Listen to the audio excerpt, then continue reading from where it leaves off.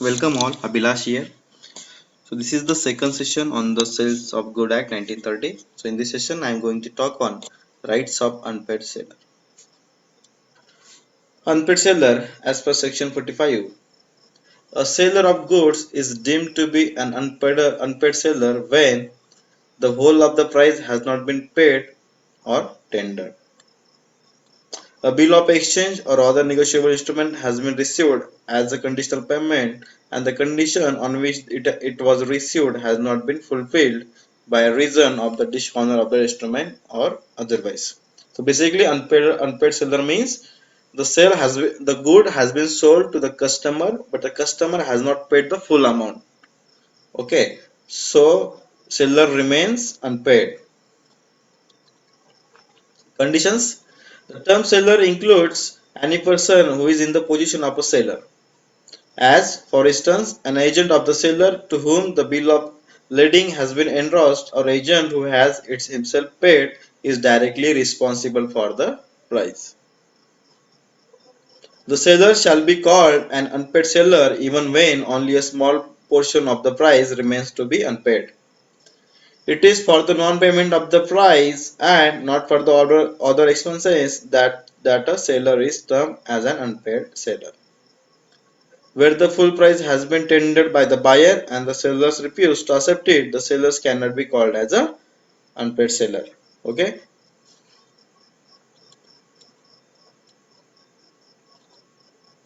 Where the goods have been sold on credit, the sellers cannot be called as unpaid sellers.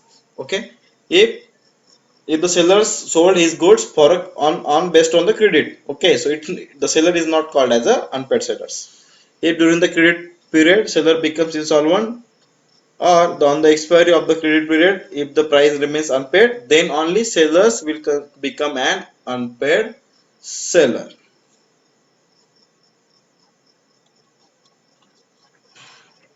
Rights of an unpaid seller against goods, good, and against buyer personally.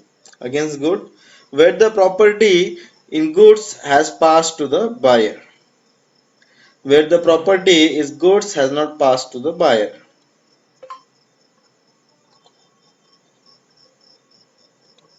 Okay, so where the property, let's understand where the property is goods in goods has passed to the buyer.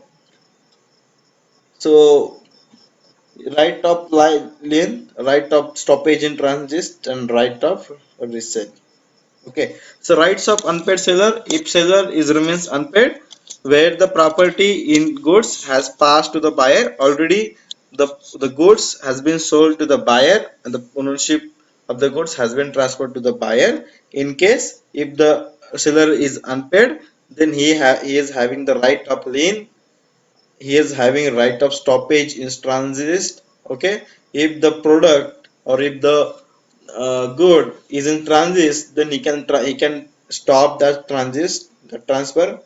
He has a right of the sale product again, so he has a rights of to resell the good. The right of lien means the right to retain the possessions of goods until the full price is received. So he can claim the possessions as he remains unpaid, and uh, he, he can he can have that product in his hand till the full price is received. Circumstances under the right of lien can be exercised where the goods have been sold without any stipulation to credit, where the goods have been sold on credit but the term of credit has expired. After that only he can have a right of lien. Where the buyers become insolvent, he is having rights of lien. Rights of stoppage of goods in transit. Rights of stoppage in transit means the right of stopping the goods while they are in transit. To regain possessions and to retain them till the full price is paid. If seller is remain unpaid, he can stop the transit of the good while they are in transit. He can regain the possession and to remain them till the full price is paid. Conditions under which right of stoppage in transit can be exercised when Sellers must have parted with the possession of goods, that is, the good must not be in the possession of the seller. Okay, so here let me give the example of the online shopping. There are many, there are almost, there are 90% people who are doing the online shopping. They're buying some products from Amazon, Mintra, Flipkart, right? Some are buying products with the cash on delivery option. Okay, if you pay the cash or the bill via your bank account, from your bank account, debit card or credit card, then only the seller, the courier boy will give you the product, he will give you the goods in your hand. If we are not agreed to pay, then he will regain the possession, he will not able to give you. Okay, so you can't claim the product as you disagree to pay the amount of the amount or the price of the good. The goods must be in course of transit and the buyers must have become insolvent.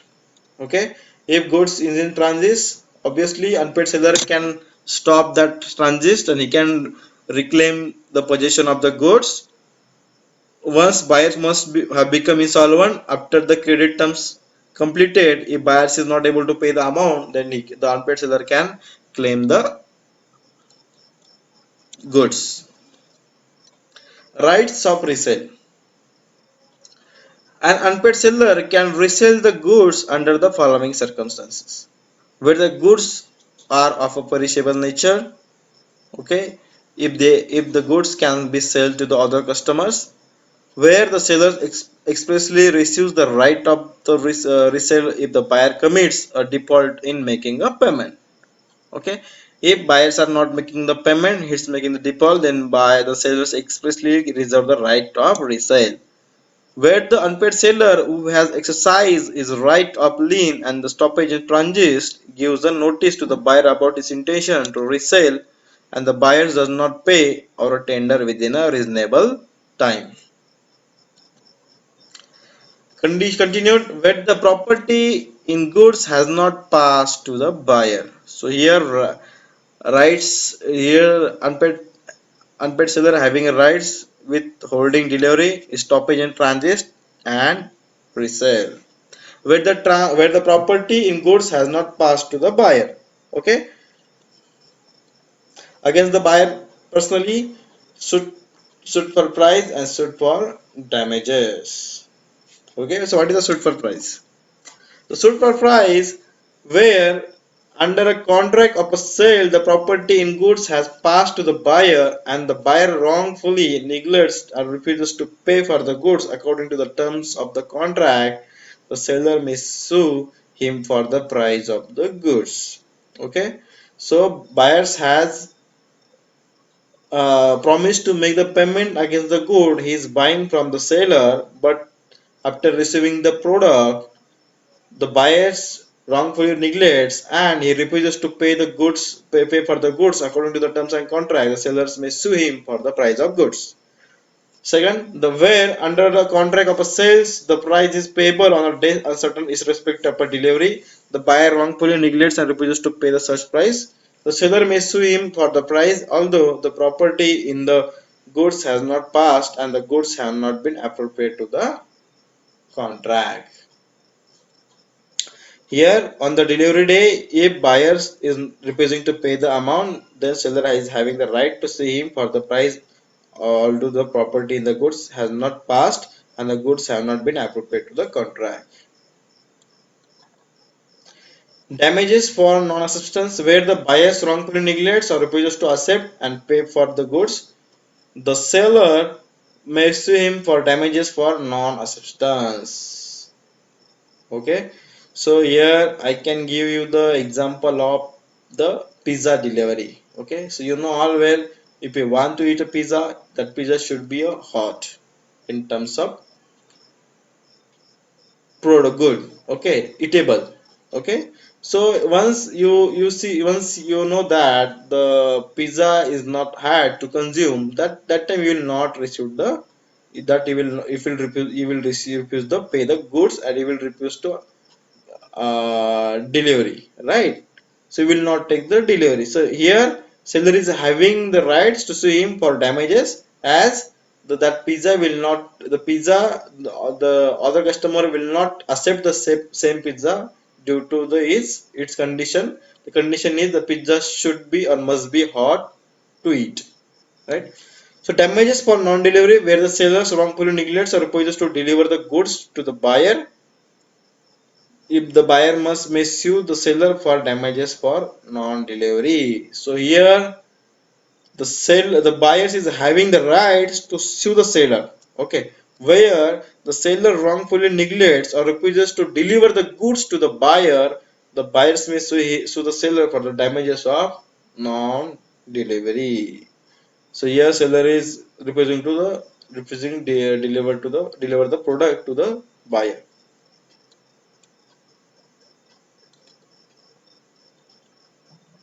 Sale by action as per section 64.